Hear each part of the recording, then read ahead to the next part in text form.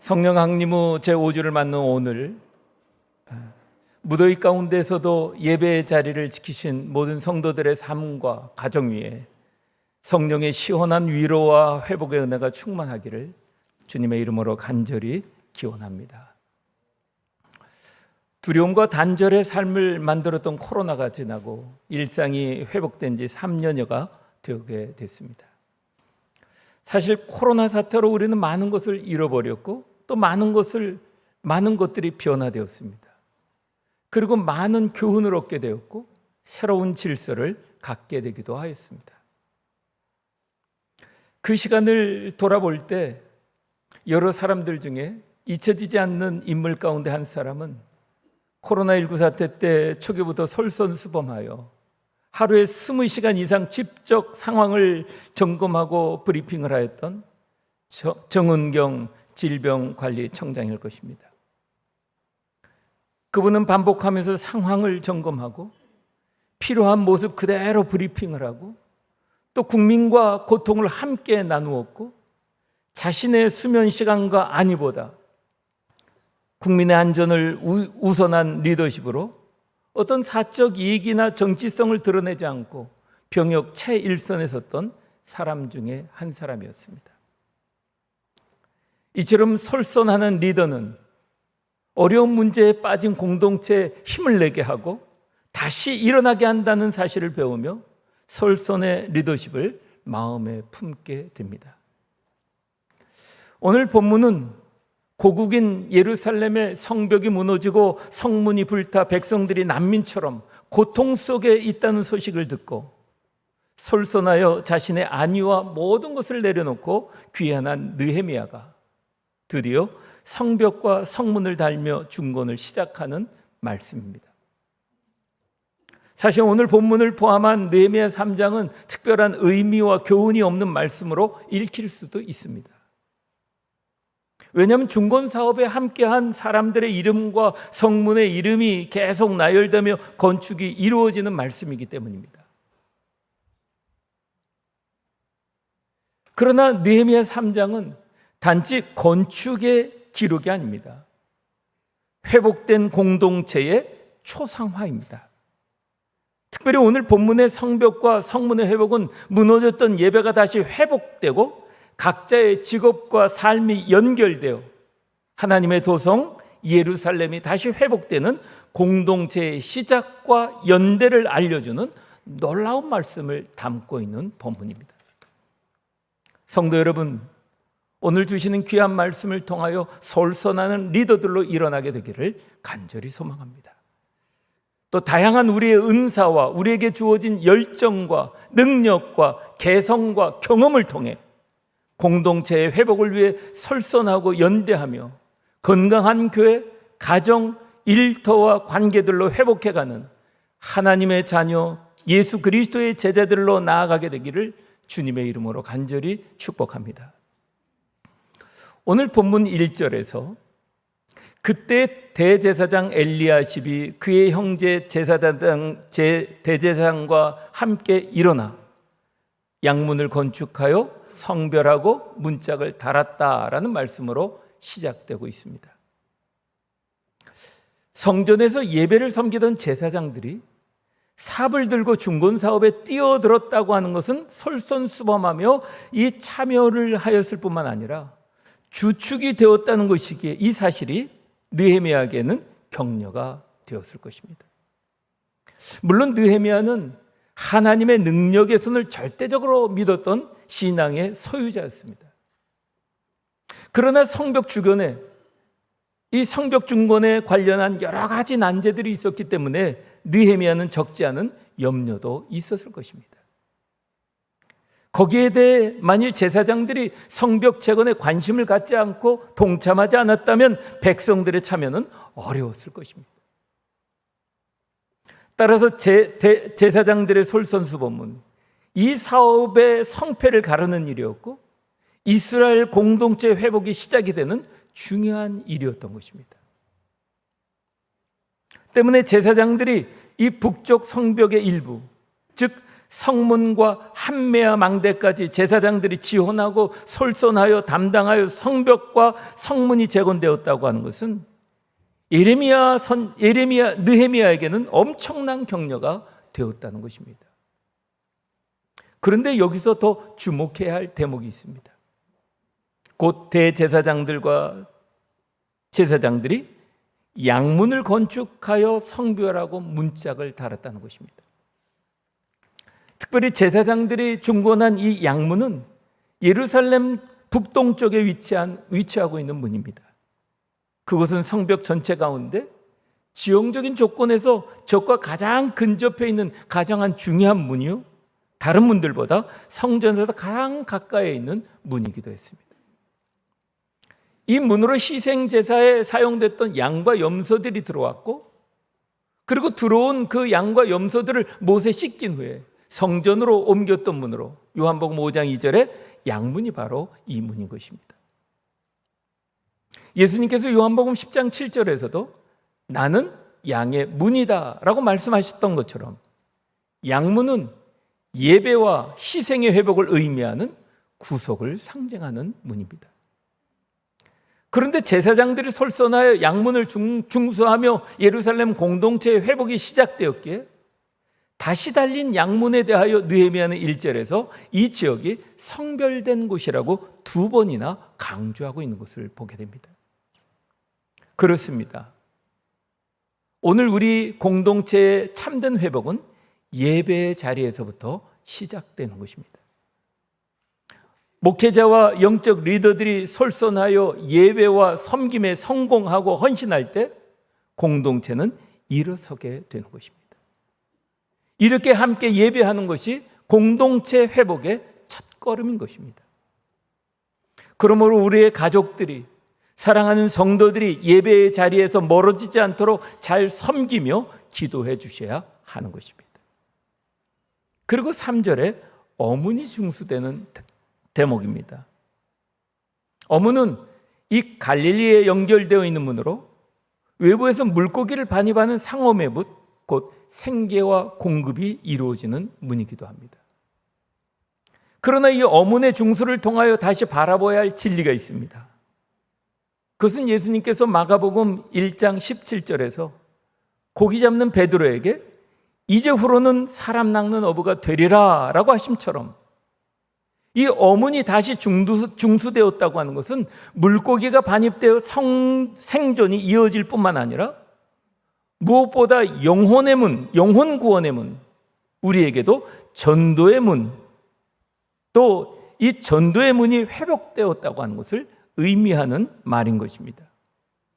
저는 간절히 바라고 기도하며 믿음으로 선포하기는 우리 교회도 전도의 문이 중수되고 회복되어 영혼 구원의 놀라운 역사가 일어나게 될 줄 믿습니다. 영혼 구원의 역사가 일어나게 될 줄 믿습니다. 아멘. 네, 믿음대로 됩니다. 그리고 6절에 다시 달린 옛문을 또 주목해 보십시오. 옛문은 예루살렘에서 가장 오래된 문 중에 하나로 전통과 신앙의 유산을 의미하는 문입니다. 옛문의 중건을 묵상하면서 우리 교회 115주년 역사 편찬위원회 자료위원회에 대한 하나님의 마음을 더욱 깊이 깨닫게 하시는 시간이 되었습니다. 믿음의 뿌리로 돌아가는 것, 그 신앙의 유산을 돌아보고 간직하며 이어가는 삶을 소망하며 예루살렘 옛문들이 달리듯 우리 교회가 아름답고 능력 있는 신앙의 유산을 회복하고 이어가면서 더 파워풀하게 하나님의 나라를 확장해가는 교회로 세워질 것을 기대하며 기도하게 하십니다. 그리고 이어지는 12절까지 별달리 알려진 바 없는 이들이 포함된 모든 계층과 직업군이 연대하여 중건하는 기록을 하고 있는 것을 보십시오. 특별히 8절에 금장색 장인과 향품 제조자가 참여하여 다양한 계층, 다양한 직종의 사람들이 함께 연대하였다는 것입니다. 또 9절부터 12절에 다양한 사람들 속에 지방의 지도자들이 함께 참여하게 됐는데 심지어 12절에는 살룸의 딸이라고 밝히는 여인들까지도 참여하였다고 하는 것입니다. 우리가 흔히 쓰는 끼리끼리라는 말, 초록은 동색이라는 말이 그러하듯이 깨트리고자 하는 지역 감정, 그리고 서로 끌어주고 당겨주는 학연, 지연 등에서 알 수 있듯이 우리는 비슷하고 이해 가능한 배경과 환경의 관계와 익숙하고 편안한 관계에 쉬 머물고 싶어하며 함께하려고 합니다. 오늘 본문에서 다양한 계층, 다양한 직업, 다양한 사람들이 이루어가는 성벽 재건의 역사와 또 직업과 삶 등은 다양하지만 하나의 목적 안에서 함께 성벽을 재건하게 되었다는 것을 통해 볼 때 공동체의 본질이란 성별과 계급과 기능의 차이를 넘어서는 연대라는 것을 다시 한번 또 깨닫게 하십니다. 마찬가지로 우리 교회도 특정 계층, 특정 연령만의 교회는 아닙니다. 모든 세대와 다양한 배경의 이들이 한 사명 아래 연대하고 연합하여 하나님이 기뻐하시는 진정한 삼위 하나님이 주인이 되는 공동체로 세워져 가야 하는 것입니다. 그리고 주님의 몸된 교회를 통하여 배우고 누리는 이 공동체성은 우리가 담고 머무는 공동체 속에서도 다양한 사람, 다양한 일들, 다양한 상황과 관계 속에서 함께 연대하고 연합하여 하나님이 다스리는 행복하고 건강한 교회 공동체를 세워가게 되는 것입니다. 그뿐이 아닙니다. 건강한 공동체 회복은 하찮게 여기는 것도 귀하게 여겨 연대할 때 완성이 되는 것입니다. 보십시오. 13절과 14절에 13절의 골짜기 문은 당시 도시 가장자리에 위치한 가난한 이들이 자주 출입하는 문이었습니다. 또 14절의 분문은 오물과 배설을 벌이는 가장 더럽고 하찮게 여기는 문이었습니다. 그러나 이 또한 소홀히 여기지 않고 함께 중수하였다는 것입니다. 오늘 함께 봉독하지 않았지만 15절부터 16절까지는 샘문, 수문, 왕의 동산 옆 왕의 묘실 근처 등 다양한 지역이 언급되며 곳곳이 다시 중수되었음을 알려주고 있습니다.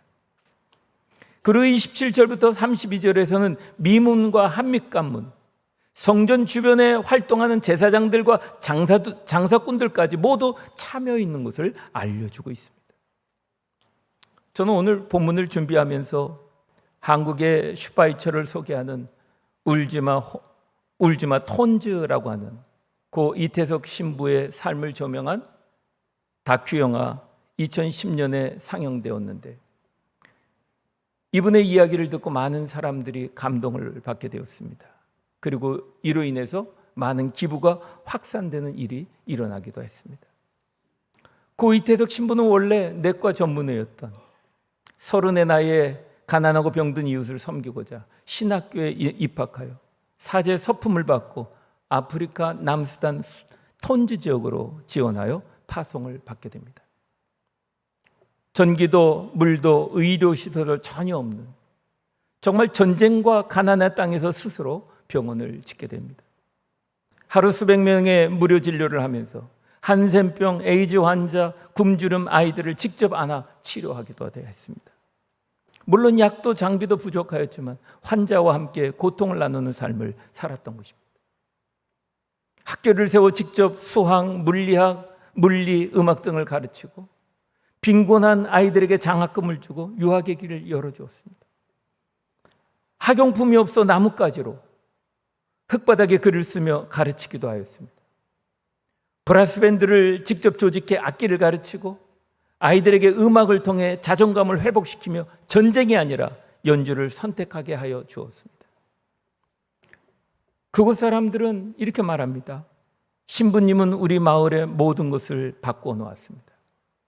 의사로, 선생님으로, 음악 선생님으로 우리의 아버지였습니다. 라고 말합니다. 그러나 사역 도중에 대장암이 발생되어 귀국하여 치료받았지만 그때는 이미 대장암 말기였습니다. 치료를 받는 중에도 톤즈가 걱정되어 그는 톤즈를 생각하면서 살아가다 2010년 1월에 주님 품에 마침내 안기게 되었습니다. 그는 이런 말을 하였습니다. 사람은 누구나 죽습니다. 중요한 것은 어떻게 사느냐, 무엇을 위해 사느냐가 중요합니다. 가장 낮은 자리에서 그들과 함께 있을 때 나는 가장 행복했습니다 라고 했습니다. 치유하고 가르치시고 복음을 선포하신 주님처럼 병을 고치고 지혜와 지식을 가르치고 그리스도의 사랑의 복음을 전파하며 죽음 앞에서도 주님의 희망을 남긴 사람이었습니다. 십자가를 통해 부활을 여신 주님처럼 말입니다. 그의 삶의 열매가 남수단 아이들과 현지 공동체 안에 어떻게 이어지고 있는지를 울지마 톤즈2에서 고 이태석 신부 이후 그가 남긴 톤즈 마을 사람들, 특히 아이들이 어떻게 성장하고 있는지, 그리고 그의 사랑을 기억하며 그 길을 이어가고자 하는 제자들의 이야기를 따라가는 다큐 영화가 제작되어 2021년에 상영되기도 했습니다. 김영우 신부는 이태석 신부가 남긴 병원, 학교 사역을 직접 계승하며 지금도 현지에서 섬기고 사역하고 있습니다. 이태석 신부가 가르쳤던 톤주 출신의 소년 존 마탈다는 한국으로 유학과 의학대학을 졸업하게 되었고, 이태석 신부처럼 의사가 되어 다시 톤주로 돌아가 현지에서 봉사하며 그 신앙과 헌신의 유산을 어떻게 계승할 수 있었는지를 깊이 있게 보여주고 있습니다. 물론 톤주 마을은 여전히 지금도 가난합니다. 그러나 그 마을은 꿈을 잃지 않았습니다. 아이들은 전쟁과 기근 속에서도 음악과 공부를 이어가고 있고, 그가 남긴 악기와 교실, 병원이 여전히 그들의 희망의 터전이 되어 그들은 꿈을 꾸며 오늘도 살아가고 있습니다. 성벽이 무너지고 성문이 불탄 현실을 자신의 책임으로 끌어안는 느헤미야가 귀환하여 성벽과 성문을 재건하였다. 고 이태석 신부는 솔선하며 말로 사랑하지 않고 온몸으로 사랑하며 톤지를 회복하는 일에 삶을 들인 분이었습니다. 우리나라가 치솟는 부동산과 학군을 쫓아 이동하며 거기서 성공을 향해 헉헉거리며 살아가고 있고, 물질의 크기에 따라 내몰리게 되고 마치 가진 자들이 자기의 몫을 빼앗은 양 분노하며 치열하게 살아가는 우리는 늘 옆을 보고 비교하며 고단하고 외로운 그리고 힘겨운 삶을 살아가고 있습니다. 그리고 정치가 이것들을 다 해결해 주기를 바라면서 분노하고 목을 메어가고 살아가고 있습니다. 이미 한계가 있다는 것을 알면서도 말입니다. 그러나 우리는 옆을 바라보며 비교하며 사는 존재가 아닙니다. 위에 계신 하나님을 바라보며 부르심을 따라 우리는 먼저 하나님의 나라와 의를 이루기 위하여 구원받은 하나님의 자녀요 그리스도의 제자들입니다. 비록 우리는 치이고 또 눌리고 사는 이 세상을 살지만 우리의 삶은 사랑의 하나님, 구원의 주이신 예수 그리스도와 함께 만들어가는 하나님 나라 공동체를 성령의 교통하심을 통해 누리고 나누며 사는 삶인 것입니다. 오늘 본문의 제사장들이 양문을 중수하며 공동체를 회복하였다. 우리 공동체는 하나님을 예배하는 곳에서 시작되는 공동체입니다. 그리고 어머니 다시 달리듯 생명의 양식이 공급되고 영혼 구원받는 공동체입니다. 옛문이 달리듯 믿음의 뿌리를 찾고 믿음의 유산을 이어가며 더 아름답고 파워풀하게 하나님의 나라를 이루어가는 공동체입니다.